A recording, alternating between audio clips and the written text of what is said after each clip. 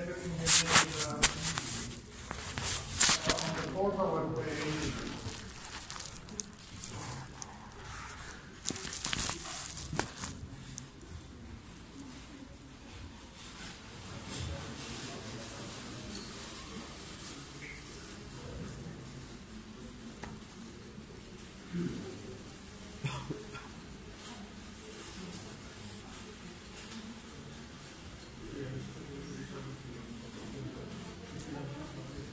Okay.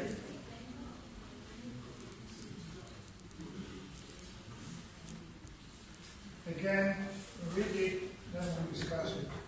Oops.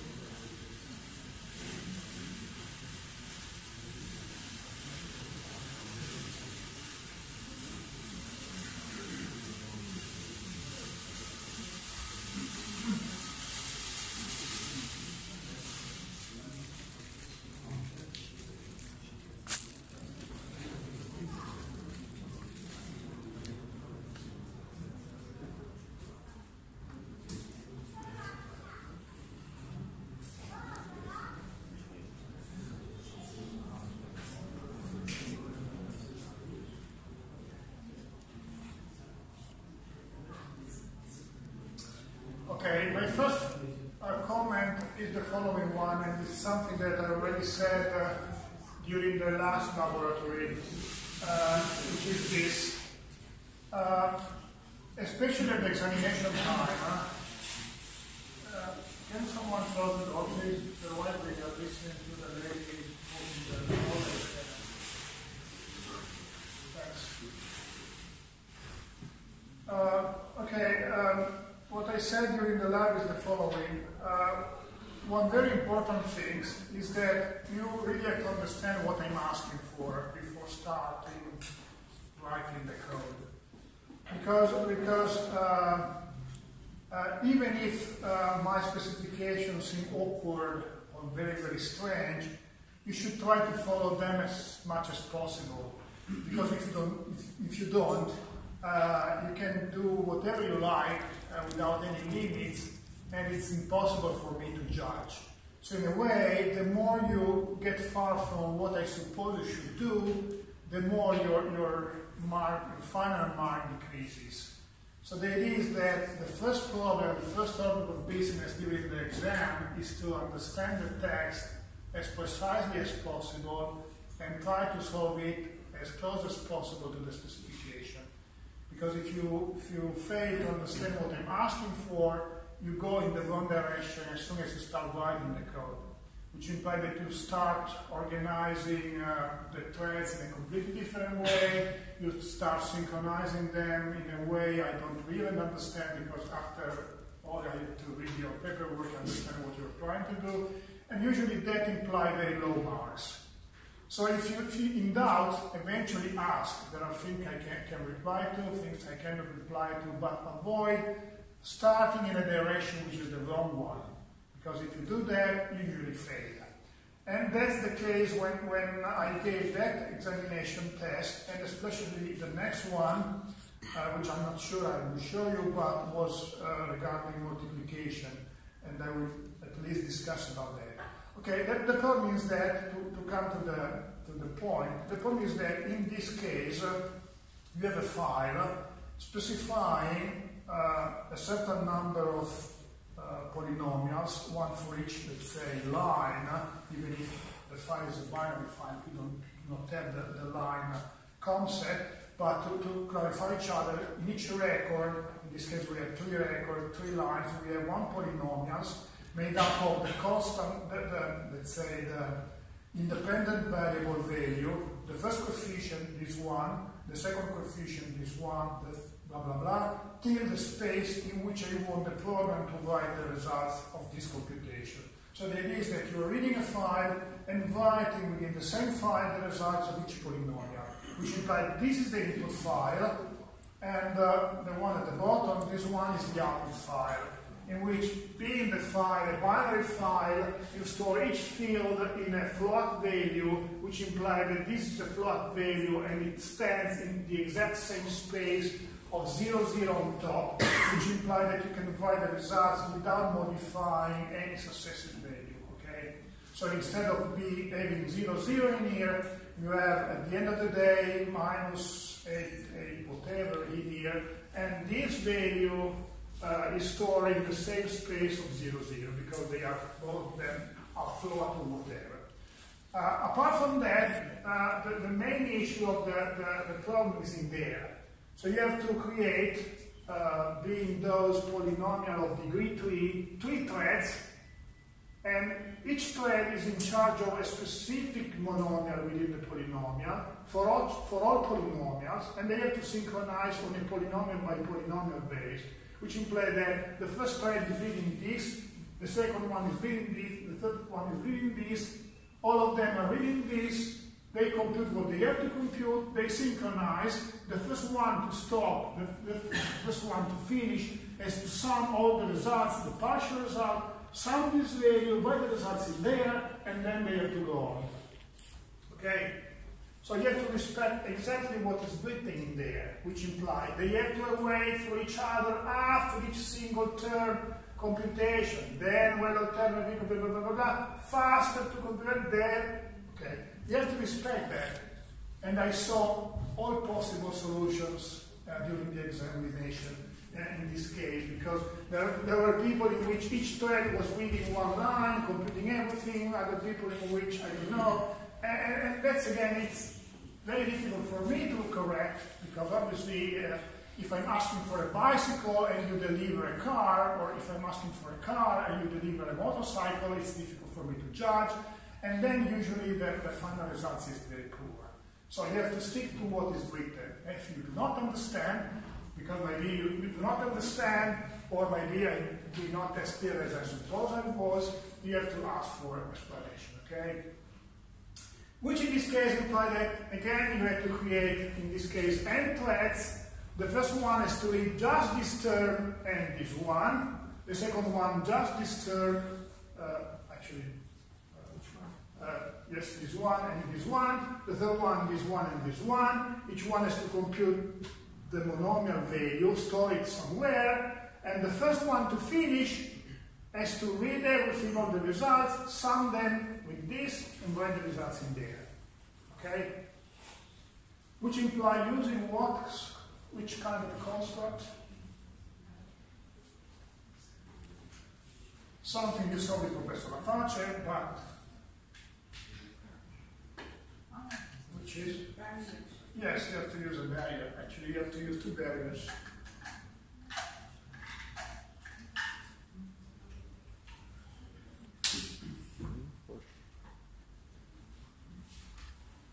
So the idea in this case is that you run the threads.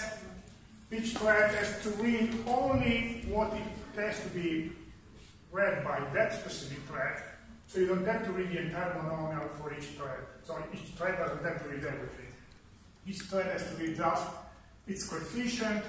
So in a way, just to clarify that with the example, if I'm the thread number 1, I'm computing those monomials. If I'm thread number 2, I'm computing those monomials. If I'm thread number 3, I'm computing those monomials. Which implies that if I'm thread number 1, I have to read this value plus this one, which is the variable, compute the variable to the power of 1, take the product, and store the results. Then I have to stop. If I'm thread number 2, I have to compute the square of this value, so I have to read this value, compute the square, multiply this by this, minus, store the results, and stop. And if I'm thread number 1, I have to compute this term, which implies reading this, again, reading this, computing this, storing. When all three of them are done, they have to restart, and the first one that has done its job has to compute this, plus this, plus this, plus this, and store the results in there. So you have one barrier, and within the barrier you have an election mechanism to understand which one is the first one to arrive. And then in the second barrier, you use the election mechanism to decide which one has to compute the final results and to store the final results into the right place. So they have to stop, everybody has to stop, election, final computation, storing, and they have to restart with the next polynomial. Can we use a barrier condition for this solution? Can you use what? Barrier condition. What do you mean with barrier condition? Barrier with condition variable? Yeah, if Lafarge explained that, you can do that. Actually, there are even environments in which barriers are automatically implemented by the language primitives.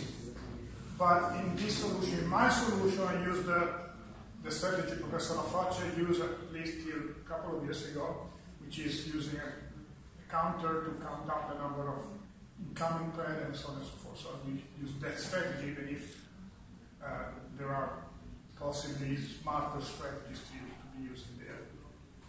So, but again, in this case, what was important to respect everything, and again, more specifically, to read carefully this part, which in a way was even written in bold faces here, there. So they have to wait for each other after each single term computation. Then when all terms have been computed, the thread which has been faster to compute this term has to compute the sum of all terms, how to display the constant, and so on and so forth. Sometimes someone is complaining about the fact that specifications were not that clear, and usually say, I'm sorry, but specifications are never clear enough. Even when you go to work, you will discover that specifications are never clear enough to be understood. They are never clear enough to be complete. That's the standard. Okay? You will ever face specifications that are unclear, that are incomplete, and whatever. I'm trying to do my best, but at the same time, if I go too much into the details, it's like writing pseudocode. So, I mean, if I really go too far in the direction of specifying everything the right way, in a way I'm forced to write pseudocode or directly the code. So I should write, implement this code, and then implement that code. Oh, okay, I implemented the code, so I just cut and paste what Professor wrote during the specification to write the implementation. So that's why very specific specifications are actually written in pseudocode, or actually in another language, a high-level language. So you start from an high-level language, and then you define it in a low-level language, and then so you use pseudo function, then you specify the function using a pseudo function, but that's impossible, obviously. So you have to stick to English language, which implies that I'm trying to be as precise as possible, but I may mistake myself. So in a way, if you are unsure, ask for clarifications. Okay. Questions? Okay, let's try to see my solution, which is a little bit complex.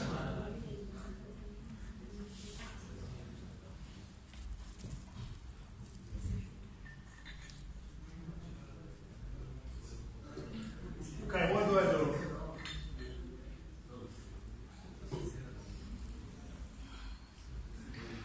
Okay.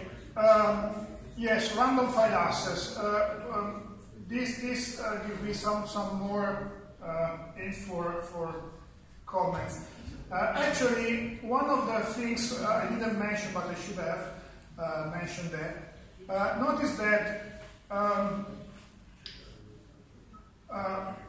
among all the complications I mentioned, we do not have the complication of synchronizing threads in this case, but what I mentioned before. What do I mean? I mean that, as I mentioned, each thread has to just read what it has to be read by the specific thread, which implies that, again, thread number 1 will read this data and this data and store something in a temporary variable. Thread number 1 will read this and this, and again, store everything in the results as temporary data and so on and so forth.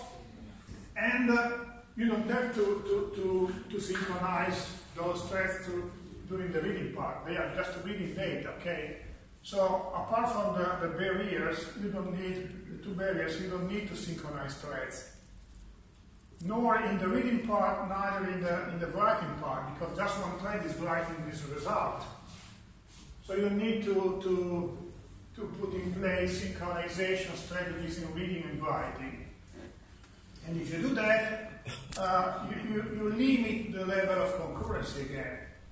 Because if the thread number 1 is reading this, it can do that while thread number 2 is reading this, and while thread number 2 is reading this.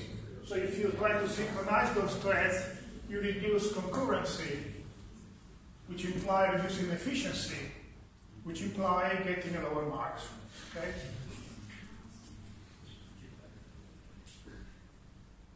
I'm just stating that because many issues, the examination time is because students say something like, but it works. Why did I fail? Yeah, it worked, but you failed anyway. There are many cases in which the program worked. Actually, it didn't. No programs work, but let us suppose it worked, but it failed anyway. Okay? So you have to pay attention to that. In this case, synchronization in reading and writing was useless. All students that did apply that lost some mark. Okay? And if you lose 1 mark in there, 1 mark in there, and 1 mark in there, at the end of the day, the mark is lower. Okay? Okay.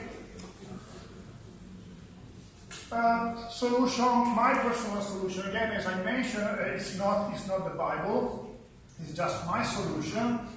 It's nicely written, but you can think of many, let's say, similar solutions with similar results.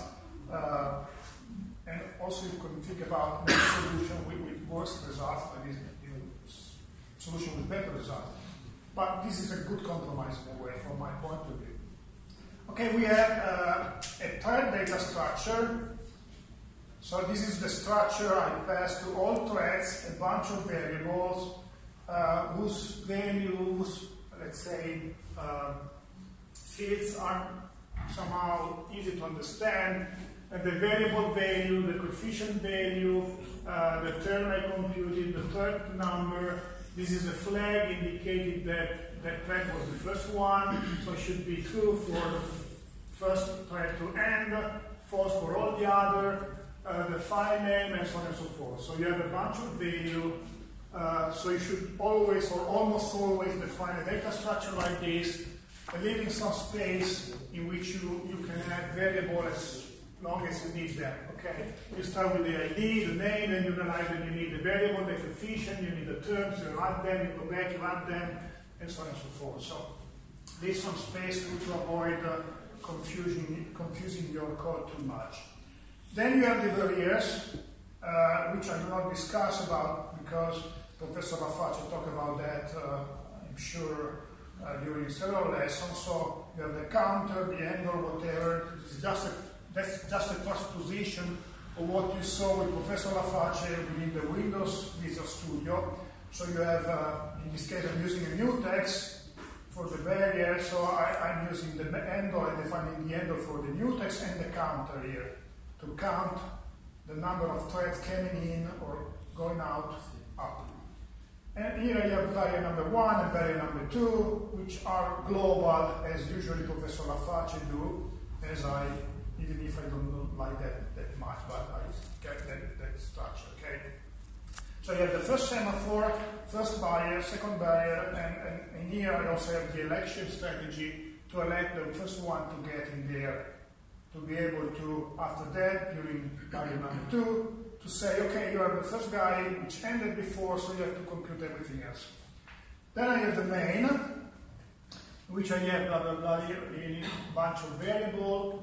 Then I read the polynomial degree in here, just first integer value, which is my number of threads.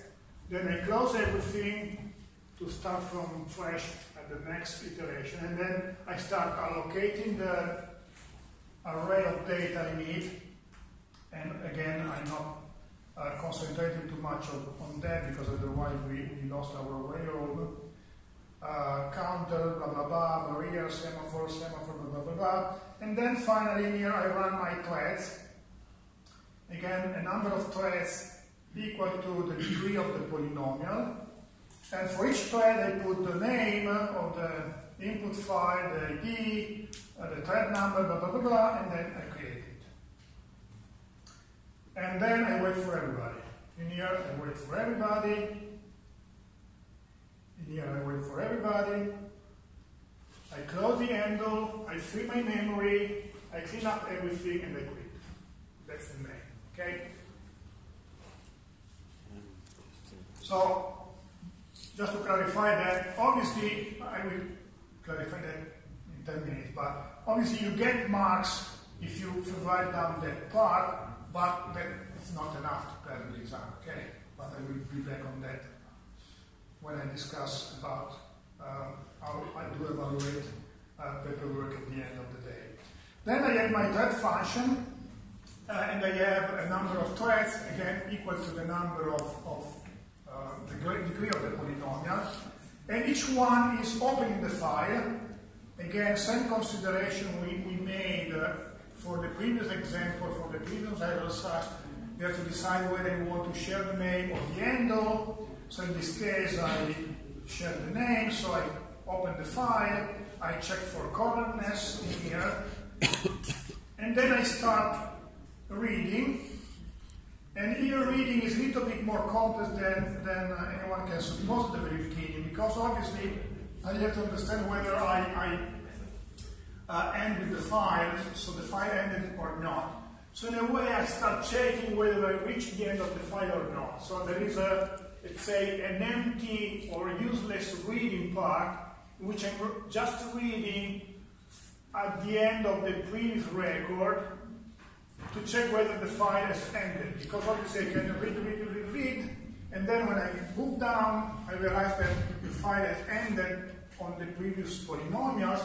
So when I start reading from the next position, I realize that the number of red values is equal to 0. So if this is the case, I break, which implies that the last one, the one I manipulated during the previous iteration, was the last polynomial.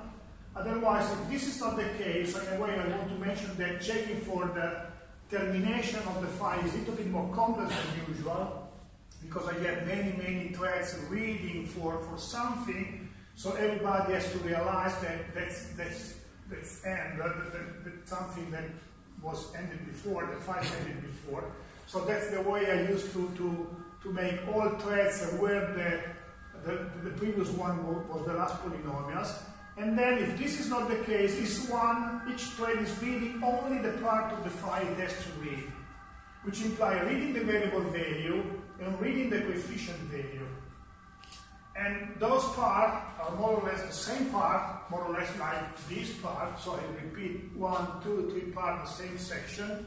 I could even use a function to do that, in which the only main difference is that I'm computing a different displacement from which I start reading. So in a way I'm using this n to compute the displacement, then I use the overlapping set to set this value into the overlapping data structure, and then I'm using the overlapping data structure in here to read the file. And that's the same piece of code I wrote in here, which a different displacement, which is also the same piece of code I wrote in there. So you can see 1, 2, 3 times the same piece of code in which I computed the displacement, I'm setting the position, I'm using that position to read a value which is a single coefficient or a single variable from the file. Okay? And all threads have to do that. The only difference being from one thread to the other one, that the thread number varies, which implies that the displacement varies. Because the first thread is to read the first coefficient, the second one the second coefficient, the third one the third coefficient. So depending on this value, thread ID, this is used to access the correct element within the data structure. This is an array. This is the displacement within the array, and this is the displacement that you have to use to compute the displacement within the file. But those are, let's say, implementation details, if you like. So if you like, I can repeat that. That's an array of data structure. So in a way, I have an array of this data structure. Blah, blah, blah, blah, blah, blah, blah, blah, blah, blah, blah, blah, blah, poof. Here. I have an array of this data structure, and I have to get the right element for each thread. And within this element, I have this number that says which is the monomial that thread has to manipulate. So I have to access to the right element, I have to read the right element, and with this element I have to read this value, and this value has to be used to compute the displacement within the file. Does that make sense for everybody? So again,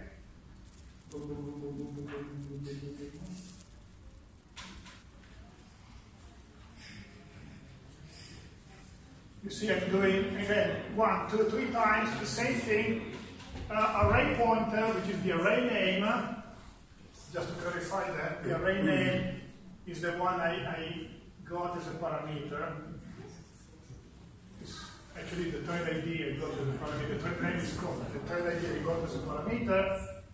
So I'm using the thread data, which is a global variable, plus the thread ID to access this object. This is I'm using here pointer arithmetics. So the pointer to the array plus the pointer to the displacement. I have the new pointer, the pointer to the element, and the pointer to the element is used to access this value, which is the coefficient I have to read.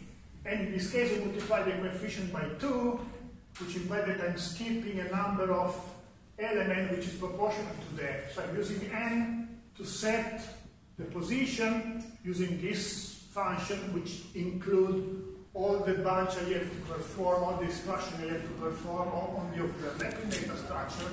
And then I use n, which is OB, to read what I have to read, which is one single float. Okay? So I read one single float in there, I read one single variable in there, another float. Then I read the coefficient values. I'm reading actually what I do read. Okay, yes, okay. I'm checking for the file being empty. Then I read the variable. Then I read the coefficient. Then I compute everything. And again, to compute everything, I have to compute the power explicitly using a cycle in which I compute the product explicitly. And then I store my results in my term. Okay. Now, in here, I've done, and I have to synchronize with all other threads. So if there is a bunch of, let's say, debugging output printf. And here, there is the first barrier. So when I get to the first barrier, just to summarize, I read the coefficient, I read the variable, I compute everything, I store that everything into my term. So I've done. Now I get to the barrier, and in here you have to implement what you saw with Professor Laface, that is, you use the mutual exclusion term for the barrier, you increase the counter. If the counter is equal to 1, I'm the first thread, and I put first 1 equal to 1. That will tell me that I'm the first one. Otherwise, I'm not the first one equal to 0. That's the election mechanism. So the first one, set this equal to 1. Then, if I'm the last one, I have to release everybody else. So that's a standard barrier mechanism you saw with Professor Laface, plus this part in which I have the election. So if you count 1, 2, and this part, this section, then the exact barrier you saw with Professor Laface, plus the election strategy. If I'm the first one, I'm the first one. Otherwise, I'm not. Which is going to be used in the second barrier. Okay? Questions?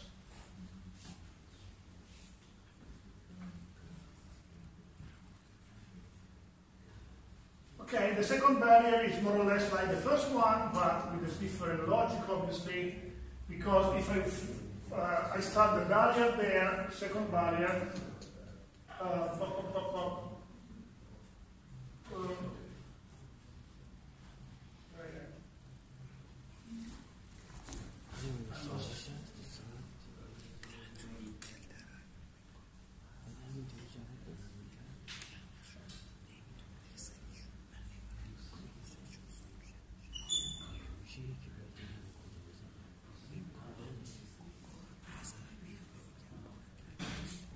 yes, okay, here the barrier, the weight of the barrier, that was just the nucleus of the barrier,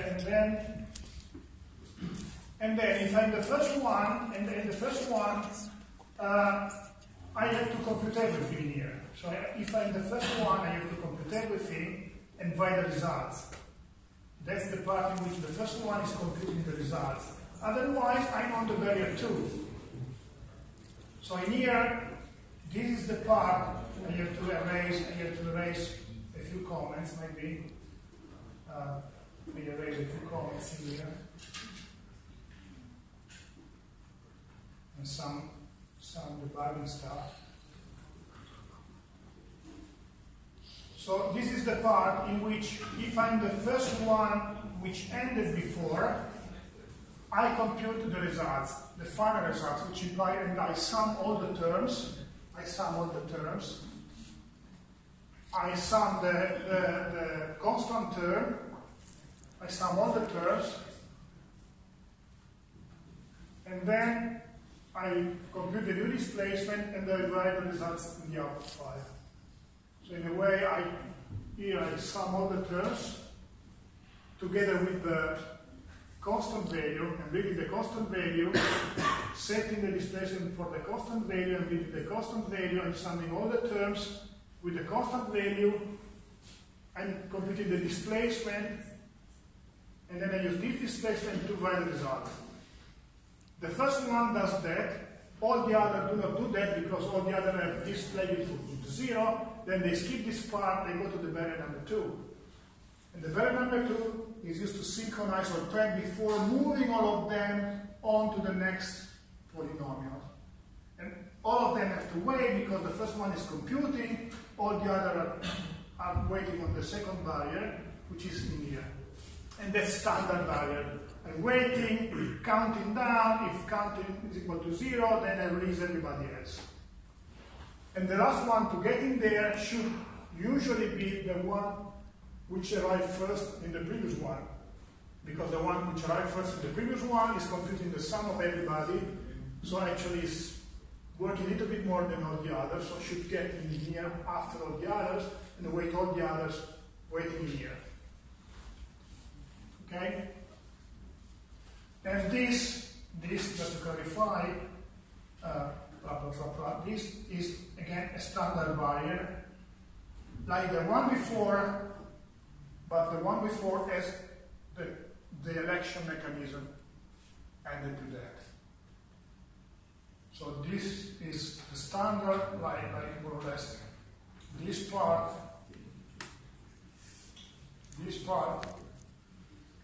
in here. But in here, we have this election mechanism added to the barrier. Okay?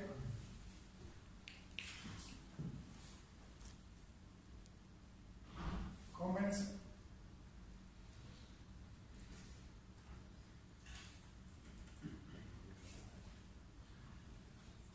And this is more or less all. So I have the first barrier with the election, the second barrier that releases everybody else.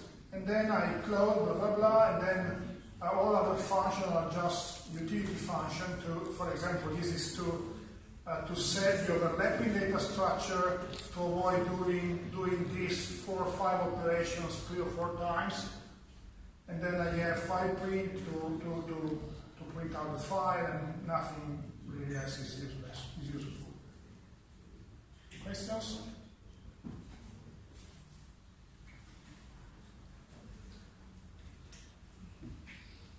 Okay, again, in this case it was important to understand everything which I asked for, and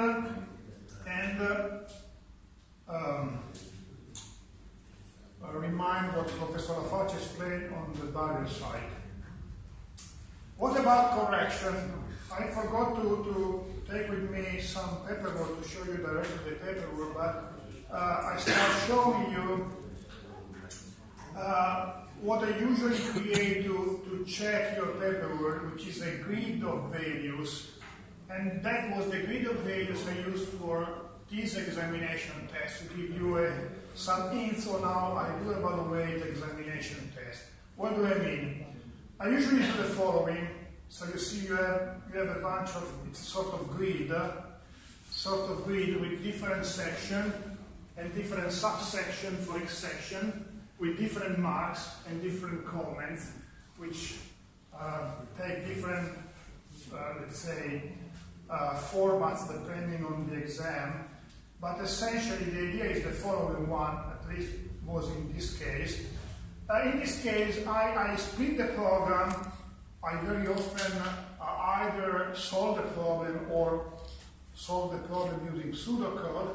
So I made my mind up with respect to a possible, let's say, well-formed solution. And in this case, I decided that the well-formed solution should have the data structure, struttura dati, data structure, which was divided into n different subsections, subsections, data structure 1, 2, and 3, among which 1A, 1B, 1C, 2A, 2B, 2C, 3A, 2B, which imply that if you did something like, if you wrote at the examination time data structure 1A, you got 0.5 mark.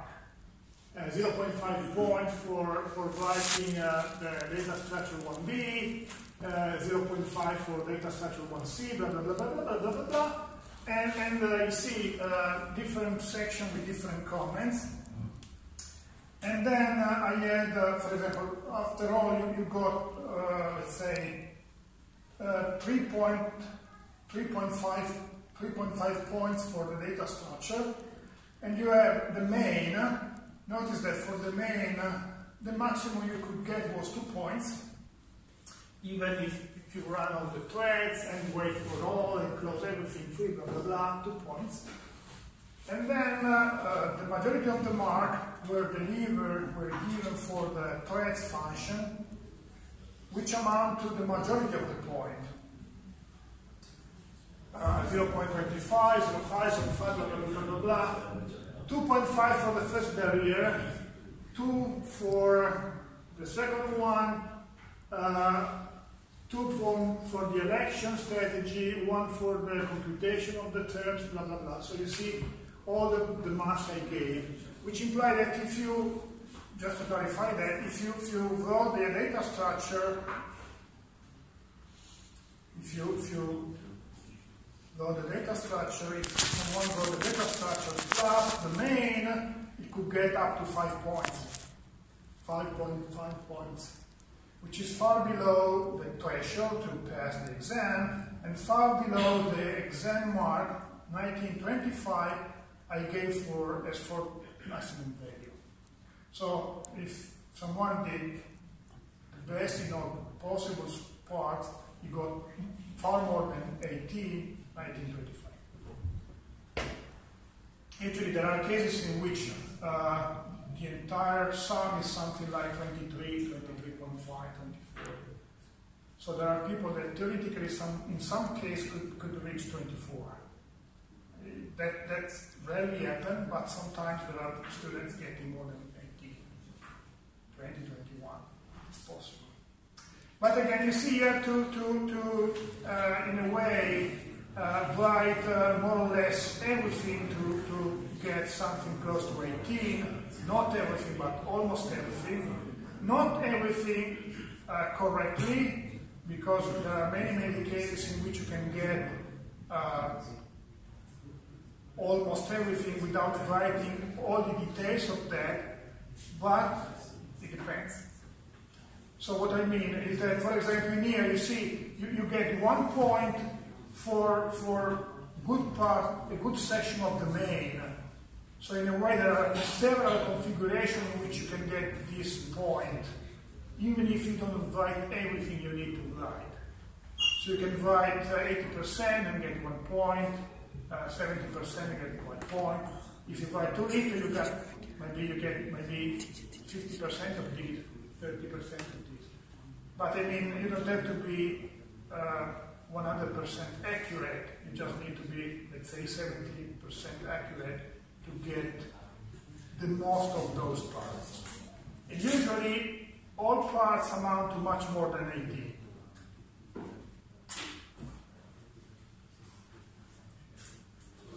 So in a way, I have agreed, I have your paperwork, I start checking whether you wrote something, and the more you diverge from my solution of what I consider a nice solution, a plausible solution, a possible solution, and the more it's difficult to evaluate you, and the more it's difficult to get very high mark.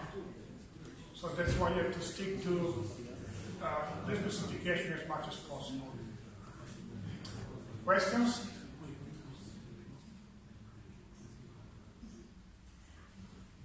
Sure? Did I reply to, I don't know, your question?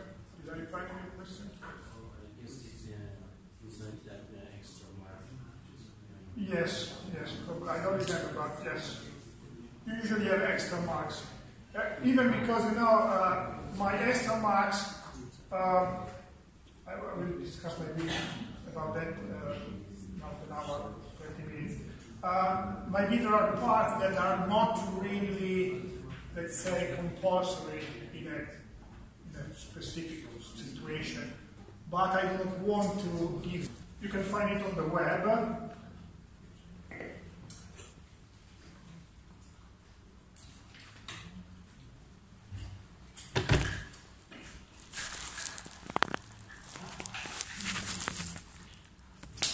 Why I'm showing you that? For the following reason. The structure of this examination test is somehow similar to the previous one, the one we saw together, of the polynomials. Instead of computing a polynomial, you have to compute a product in which each thread is taking care of a single line of the product, manually done product, let's say. Why do I mention this?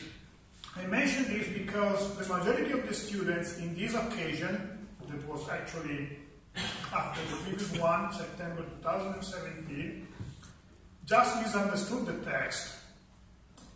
And from my point of view, was a very trivial misunderstanding, because why did I ask for doing something like that? That is manually, let's say, implementing a simple product. The reason for asking you that is that computing a product is simple if you can store each term on a specific variable. Like you can state that 32 is an integer and 246 and 246 is another integer. But if you have a very large number, very long number, with an enormous quantity of digits, using the computer arithmetics is impossible. So my idea was, let's say, let us suppose we have a very long number, like 2,000 digits in there, and 2,000 digits in there, and we want to compute the product. How can we do that? We can compute the product in many, many ways. There are many, let's say, optimization and very smart algorithms to do that.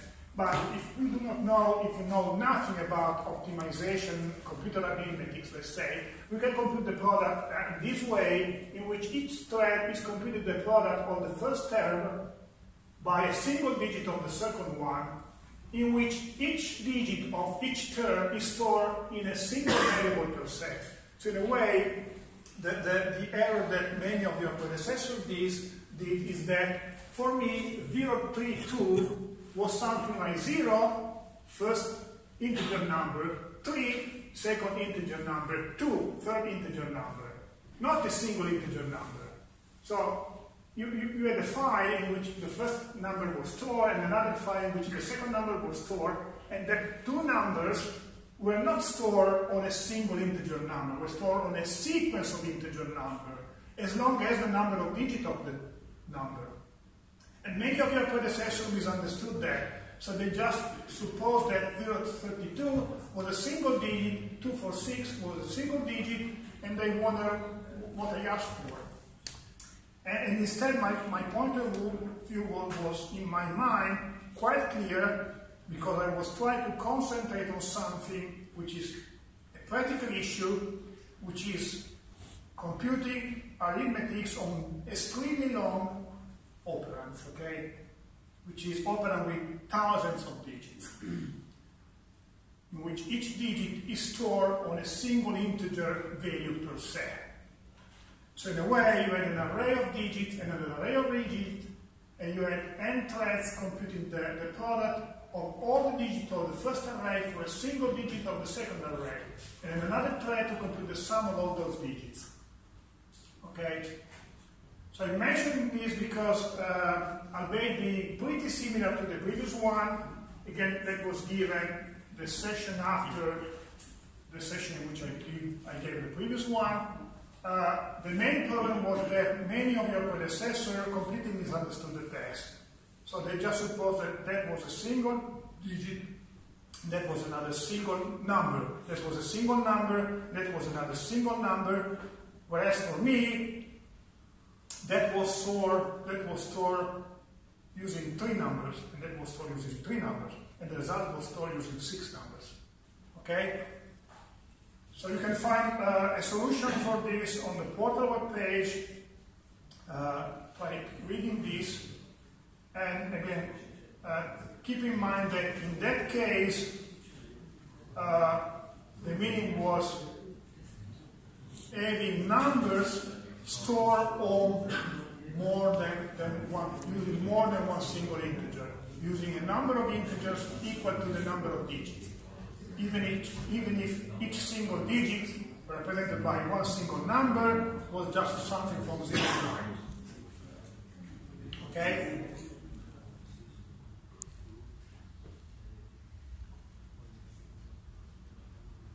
Okay, last examination I want to show you, even if partially, is the last one, which is derived from computer vision, which is somehow a real problem.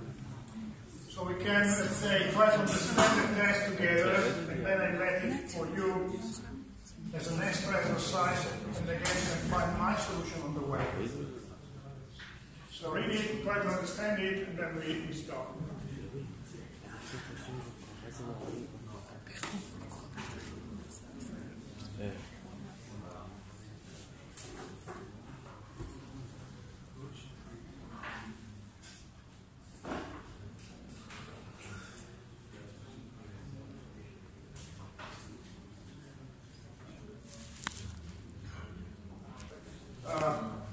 Question part. This is a real example, real problem in computer vision in which we are smoothing an image. Let's say computing the mean of each pixel with the adjacent pixels to smooth an image. And you can see, you can Google that stuff, you can see that an image is blurred if you smooth that using this sort of convolution, and there are strategies that convolve the image several times with those filters to transform the image in something more suited to perform specific operation, like understand the background with the foreground, and so on and so forth. In this case, there is an example in which this is an image in which we have the gray level of each pixel. So this pixel has gray level 15, this pixel has gray level 20, and so on and so forth. And we are smoothing this pixel with that filter, which implies that, for example, for this pixel, we transform this pixel overlapping that matrix to this position and computing this average value, in which we compute 20 times 1 plus 15 times 2 plus 60 times 1 plus divided 16, because we have a value of 16 adding all values. And we get 23, which is the smoothed value of 20, and we write 23 in there. Okay? So the idea is to have an input image as a sequence of gray pixel values, and to produce an output image as a sequence of smoothed gray pixel value, performing one operation and eventually another operation using the 3x3 filter and 5x5 filter at two different, let's say, two different time frames, if you like, one after the other. So this is the specification.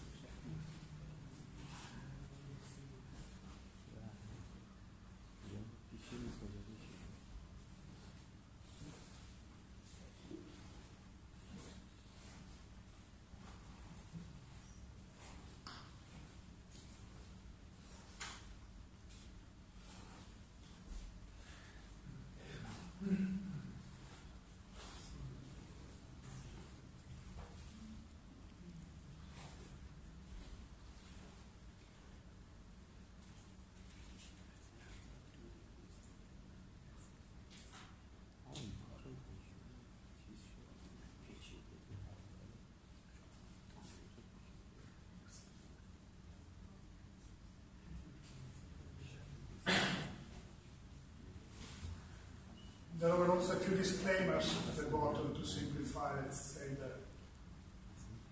the overall problem. I will be back on equations after you read that.